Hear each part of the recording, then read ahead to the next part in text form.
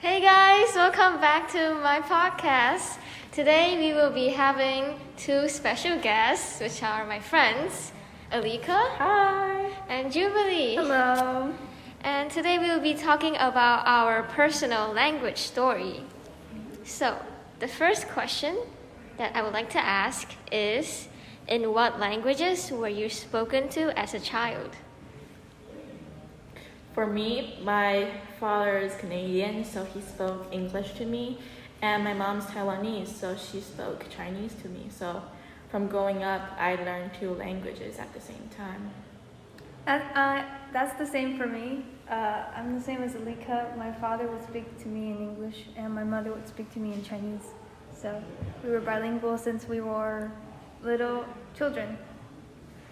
That's very interesting.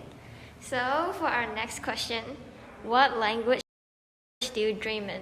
I bet a lot of people would be wondering. I was thinking about this lately, and I don't think I dream in any language. It's like a feeling. I don't speak, so there's no language involved.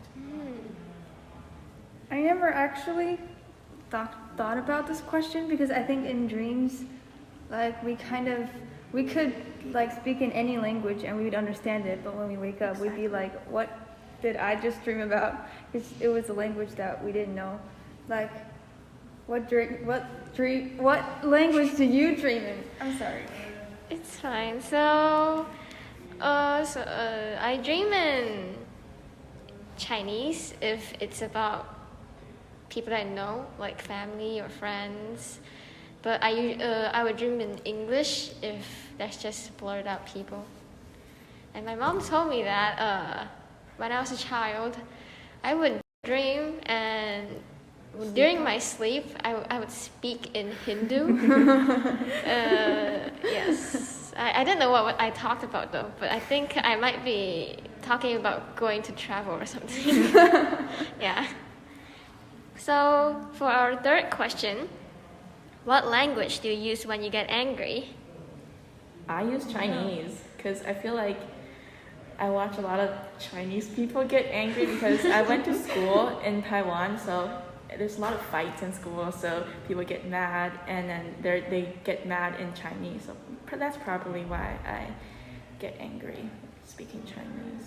What about you? I get angry in English because I think English is easier for me. In Chinese, I think because when you're angry, you say a lot of words at the same time, or like you get really loud and stuff. I don't like that in Chinese. So I think English is easier to get angry in. So I get angry in English. Okay.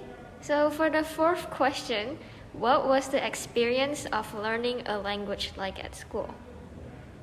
I think it's harder to learn a language at school because you have to learn off a textbook. It's kind of boring, and when something's boring, you don't have interest in it. I think I learn more like in TV shows and watching movies. School is just kind of boring. I think that's true, especially if like a lot of times the teachers would skip really quick from like maybe teach you basics for today, and then tomorrow like she'll teach you something that's really hard, or like we have to memorize a lot of words. I don't think that's a very effective way to learn a language, but that's how they often do it at school. Yeah, you know what? In French class, we only learn French for like a couple weeks, and they want us to learn the countries. Like, why? Why is that like one of the first chapters? It's really weird. I kind of agree with you guys, but I also kind of disagree because, well, I have experience in learning a language myself, which is Korean. I actually had a hard time continuing it because I was kind of lazy. But yes, I think that sometimes if you have the motivation, you're really motivated, then I think learning a language on your own is kind of better and more productive, if you say so. Yeah, I agree. I think when I was learning Spanish by myself, I learned it faster than I am learning in school right now. Okay, so for our fifth question, what languages would you like to learn and why? German. It sounds so powerful. I speak German. It's like, I'm so cool. I'm the coolest in Like school. Hitler. I'd like to learn Irish because I want to move to Ireland, and I think they have a very beautiful language. Yeah. So for our sixth question, how was the way you communicate changed as you have grown older? I feel like I used more Chinese as a young kid, but now that I know where my future is heading, I think I'm going to go to Canada, so I'm trying to like tell myself to like speak more English, like think in English. That's what changed. I don't think much has changed for me. Except now that I'm getting better at Spanish, my dad would communicate to me in Spanish, but I think I was the same all the time, just mostly Chinese at school and sometimes English, sometimes Chinese at home. For me, when I was still in Malaysia, since I moved to Taiwan, back in Malaysia, I would speak in a mix of all languages that I know, because the languages I know, people would know, so it's fine if I just mix everything up because they would still understand me, and they would do the same, so we're kind of equal, I guess. But now, maybe in junior high, since I'm in senior high, but when I moved to Taiwan, I joined a public school, but then I was in an international class, so we spoke mostly in English instead of Chinese. Even in break time? Yeah. Oh. But then sometimes we would share classes with the normal class and we would be forced to speak in Chinese. Yeah, I had a hard time because of my accent. Anyways, moving... I think you speak Chinese very well. Thank you. Moving forward, what languages do you communicate in now? We're talking in English now. But in break time, we usually just speak Chinese, even though we're in IB program. English and Chinese. I think it depends for me. At school, it's mostly Chinese when we're like speaking to friends, but during class, the teachers want us to speak English, so it would be half-half.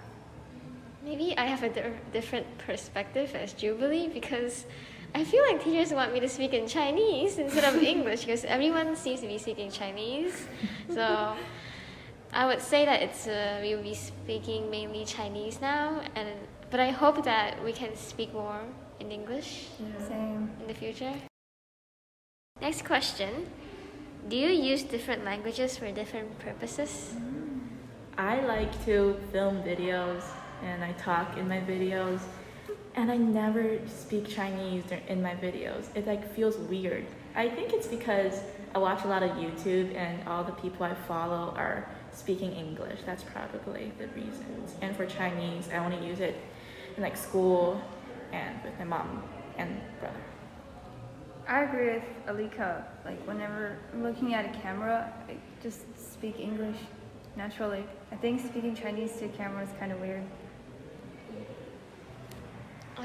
For me, I think a lot of K-pop fans would relate.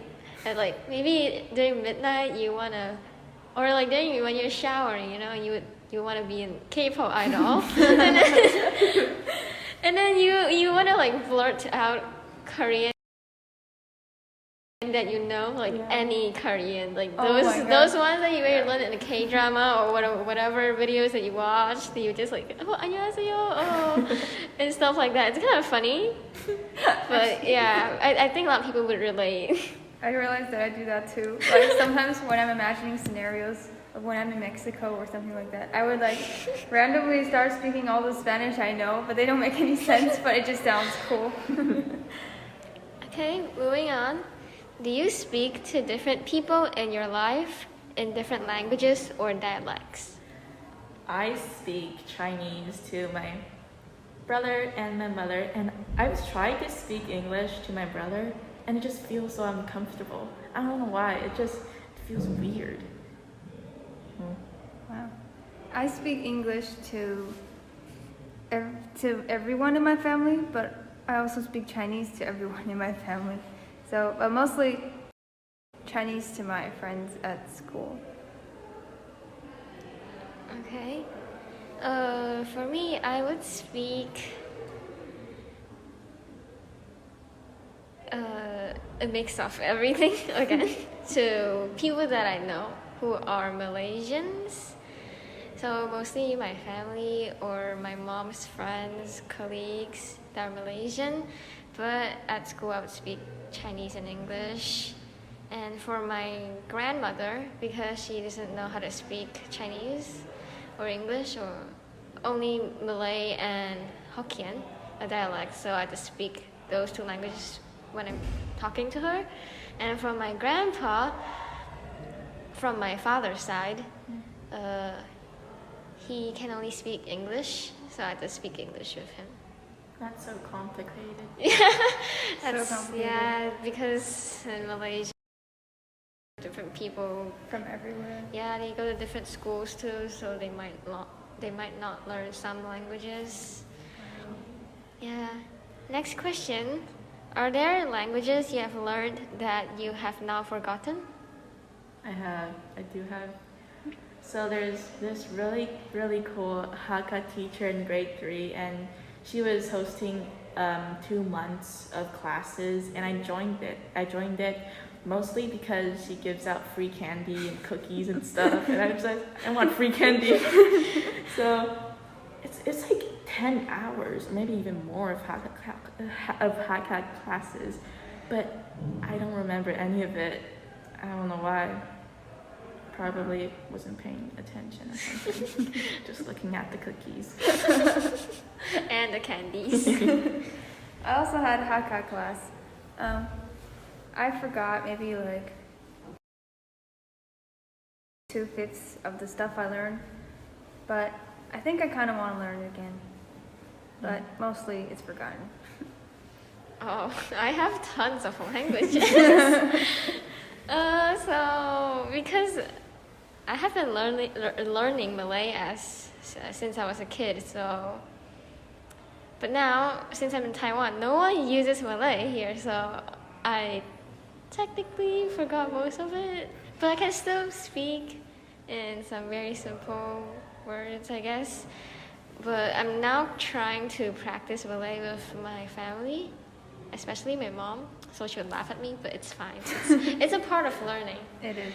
And also Korean, because as I said, I was lazy, so I kind of stopped. But I still know some of it, because I actually didn't learn it for such a long time. It's just a while, and I stopped for like maybe a month or 2. So yeah. And I think that's all for today. Thank you. Thank you, everyone. This was really fun. Please subscribe And like.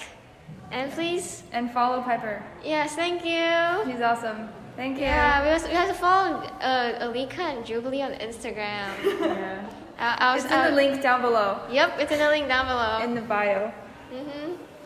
Thank you, guys. Have a good day. Bye. Bye. Sponsored by Masi.